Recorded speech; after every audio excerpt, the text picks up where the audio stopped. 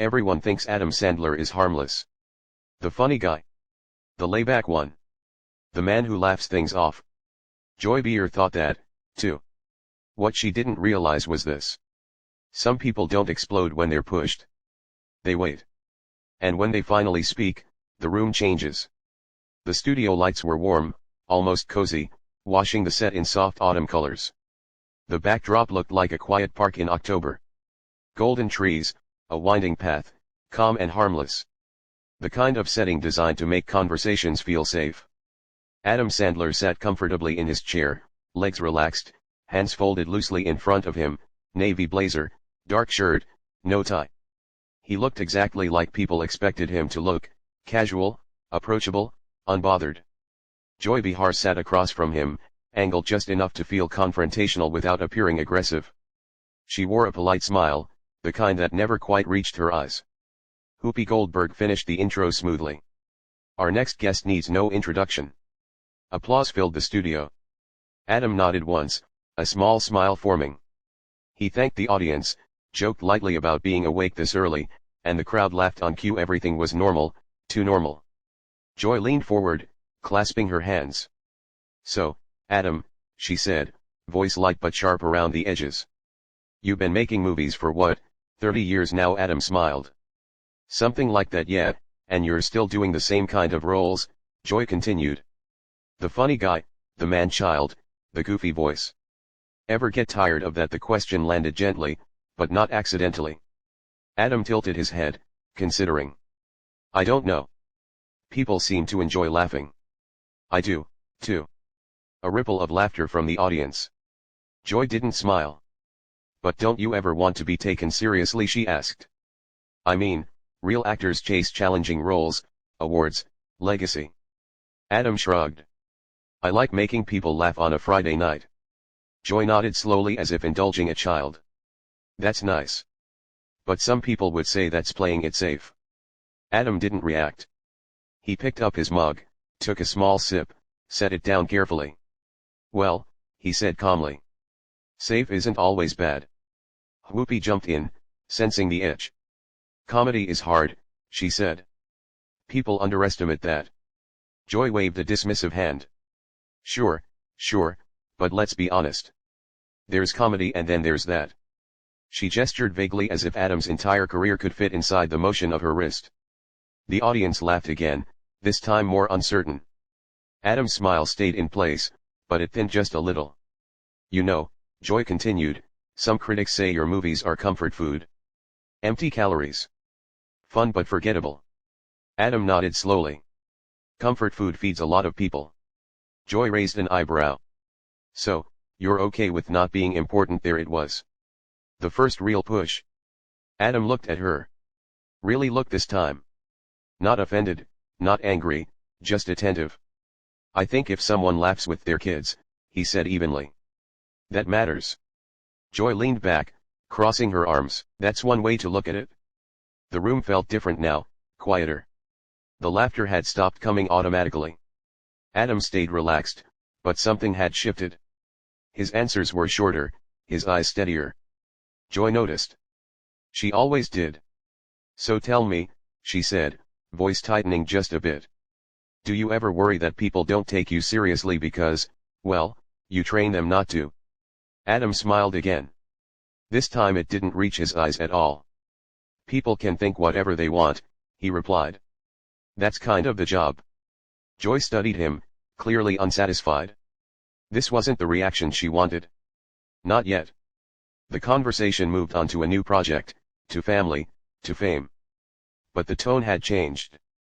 Joy's questions grew sharper, more pointed. Each one just a little closer to the bone. Adam answered them all calmly, politely, patiently. But beneath the jokes and the relaxed posture, something was building. And Joy Behar, confident, comfortable, convinced she was in control, had no idea how close she was to crossing a line that Adam Sandler would not laugh off. Whoopi tried to keep the rhythm light. She asked Adam about his kids, his friendships, the way he'd stayed grounded in an industry that eats people alive. Adam answered with that familiar, low-key warmth. Short stories, little jokes, a shrug that made the audience feel like he was one of them. But Joy wasn't done. Not even close. She kept watching him the way a person watches a door they plan to kick open. So Joy said, tapping a finger on her cue cards. You've worked with the same circle of friends for decades. Rob Schneider, Kevin James, David Spade, the whole crew. Adam nodded. Yeah, they're my guys. Joy smiled. Some people might say that's nepotism with better marketing. A few nervous laughs. Adam's expression didn't change, but his eyes narrowed slightly. They're talented, he said simply. Are they? Joy asked too fast. Or are they just around? Whoopi glanced sideways. Sarah and Alyssa both shifted in their seats. The audience's energy tightened again, like they had all collectively leaned forward without meaning to. Adam breathed in through his nose, slow, measured. We like working together, he said. It's not complicated. Joy's smile widened, pleased at the tension. It's not complicated for you, but for actors who don't have a built-in club, might feel a little different. Adam gave a small chuckle. You want me to apologize for hiring my friends? Joy tilted her head like she'd caught him. I want to know if you've ever considered that your success is insulated, that you don't really risk anything. That word risk hung there. Adam's jaw moved once, like he was chewing on the thought. I risk plenty, he said quietly. Joy pounced. Like what? Your reputation, please. You're America's pajama boy. People will forgive you anything. You could release a movie where you literally read a phone book for 2 hours and Netflix would still pay you. The audience laughed bigger this time because the line was designed to get a laugh. But Adam didn't. He just stared at Joy for a beat too long. Then he smiled thin and controlled. You ever watch a phone book? He said. Some great names in there. A ripple of laughter again, but it didn't release the tension. It just disguised it. Joy didn't blink. I'm serious, Adam. At what point do you stop coasting on goodwill and actually challenge yourself? Whoopi stepped in firm. Joy, he's made serious films, too. Sure, Joy said, waving her hand. A couple, but then it's right back to guy falls down, makes a fart joke, gets the girl. Adam's eyes flicked briefly toward the audience. He heard the murmurs. He heard the discomfort. He could feel the show slipping away from fun interviews. And Joy looked happy about it. Adam leaned back, clasped his hands together, and said carefully, why does it bother you so much that people laugh? Joy's mouth twitched. It doesn't bother me that people laugh. It bothers me that you're rewarded for doing the bare minimum. There was a small audible "oh" from somewhere in the audience. Adam nodded slowly as if she'd made a fair point. Then he asked almost conversationally. You ever meet someone who laughs because they're trying not to cry? Joy paused just a fraction. Sure, she said, but that's not. Adam continued smooth and calm. Somebody loses a parent. Somebody's marriage is falling apart. Somebody's kid is sick. They put on a dumb movie to turn their brain off for 90 minutes. That's not the bare minimum to them. Joy's eyes sharpened. So now you're a therapist. Adam smiled politely. No, I'm a guy who makes movies. Joy scoffed. A guy who makes movies and wants to be praised for being a decent human being. Now the audience was silent again. Poopy cleared her throat. Let's talk about the new. Joy cut her off. Wait, one more thing.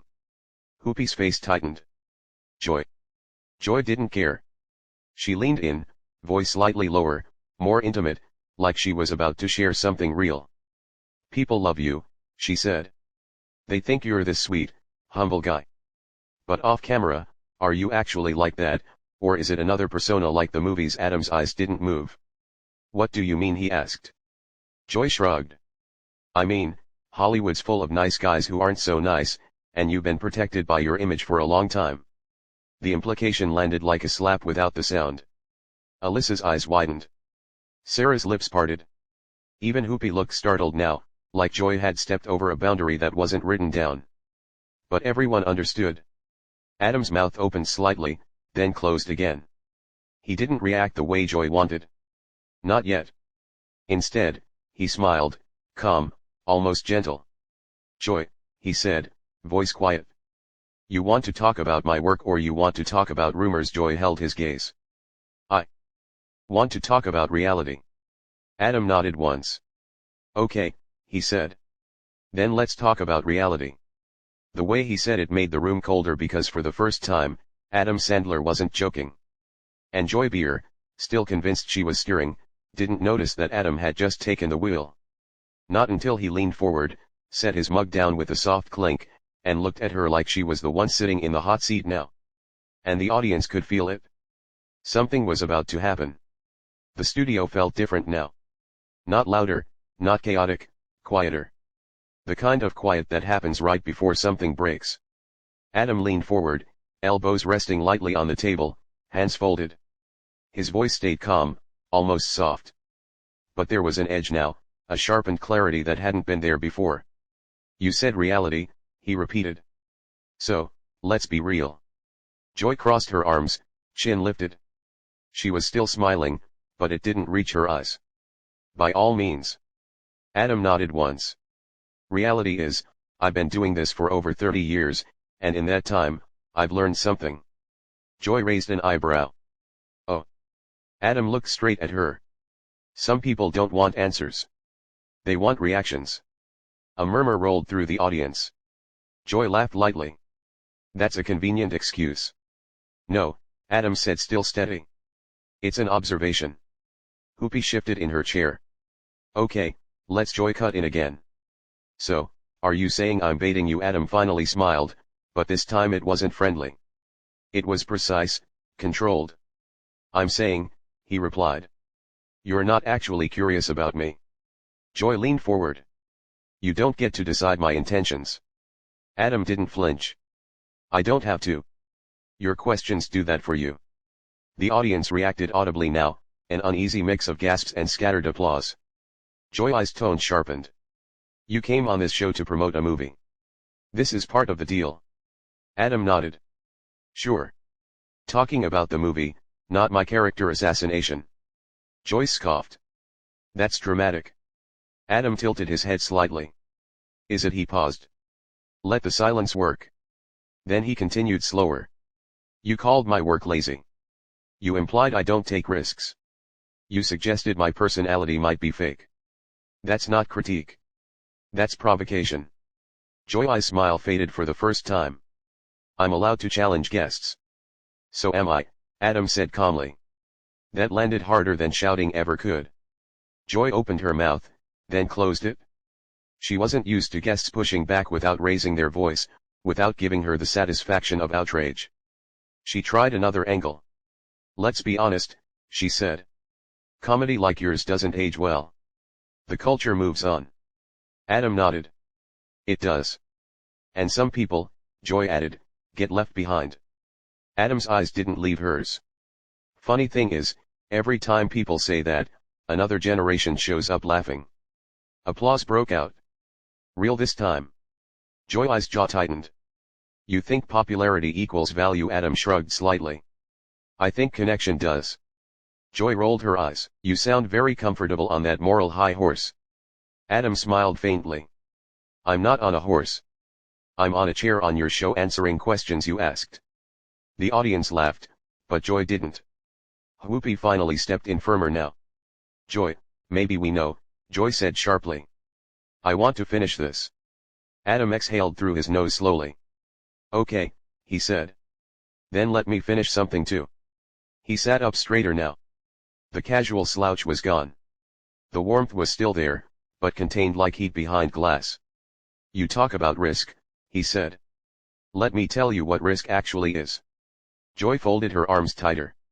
Risk is putting yourself out there knowing people like you will tear it apart, Adam continued. Risk is being mocked for caring about the audience instead of impressing critics. Risk is choosing joy in a business addicted to cynicism. Joy laughed sharp and dismissive. Oh, please. Adam didn't react. Here's the real part, he said. I don't need you to respect my work. I just need you to stop pretending your disdain is intellectual honesty. The studio went dead silent. Joy's eyes flashed. Excuse me, Adam met her gaze evenly. You don't like what I do. That's fine. But dressing it up as some moral failing. That's lazy. A collective "oh" rippled through the crowd. Joy's voice rose. You come on my show and call me lazy. Adam shook his head. No, I said the argument is. Joy pointed at him now. You think because you're beloved, you can talk down to me? Adam's voice dropped, cool, sharp. I think because I'm sitting here calmly while you keep escalating. The audience can see exactly what's happening. That was the moment Joy leaned back, lips pressed thin. She glanced briefly at Whoopi, then back at Adam. You know what, she said. Maybe you should take your sensitivity back to your sandbox movies. A few gasps, a few uncomfortable laughs. Adam looked down at the table. For a second, it seemed like he might let it go. Then he looked back up and the smile was gone. Joy, he said quietly. I've been respectful. I've answered every question. I've taken every jab. He paused. But I don't sit through insults disguised as commentary. Whoopi's eyes widened. Adam. Adam held up a hand. Not aggressively, calmly. I'm done being a punching bag, he said. The words weren't loud. They didn't need to be. Joy opened her mouth to respond, but Adam was already standing. The audience erupted, half applause, half stunned silence. Adam picked up his jacket, looked once more at the table, then at Joy. Good luck with the rest of the show, he said evenly. I hope the next guest gives you the reaction you're looking for. He turned and walked off the set. Cameras scrambled to follow him. Joy stared after him, stunned, and for the first time that morning, she had nothing to say. The applause didn't stop when Adam Sandler disappeared behind the curtain. It grew, not wild, not celebratory, uncomfortable, heavy, pointed. Joy sat frozen, one hand still hovering above the table, as if she'd been about to make another point. But the moment had already moved past her. Whoopi broke the silence first. Well, she said carefully, eyes following the empty space Adam had left behind. That escalated. Joy forced a laugh. If someone can't handle tough questions, Whoopi turned toward her slowly. Those weren't just tough questions, Joy. The studio went quiet again. Joy shifted in her chair. So now I'm the villain. No, Whoopi replied. But sometimes pushing isn't the same as probing. Joy opened her mouth, then closed it. She glanced toward the audience, expecting support. What she saw instead were divided faces, some stunned, some nodding, some clearly siding with the man who just walked away without shouting, without swearing, without begging to be understood. A producer's voice crackled faintly through the studio speakers, unheard by viewers, but impossible to ignore for the panel. We're moving on. Joy straightened her notes, jaw tight. Fine, let's continue. But the energy was gone. Every joke landed flat.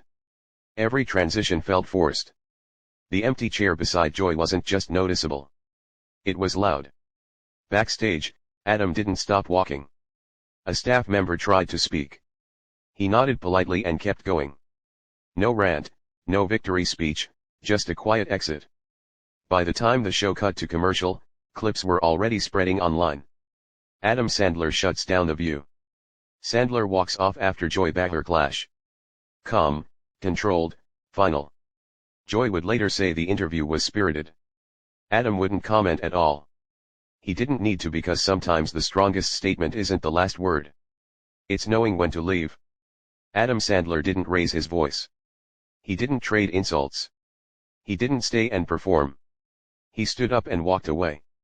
If you believe silence can hit harder than shouting, if you think respect has a breaking point, and if moments like this say more than any argument, like the video, subscribe to Pressure Point and tell us in the comments, was Adam right to leave, or should he have stayed and pushed back harder? More confrontations, more pressure, more moments where everything changes. See you in the next story.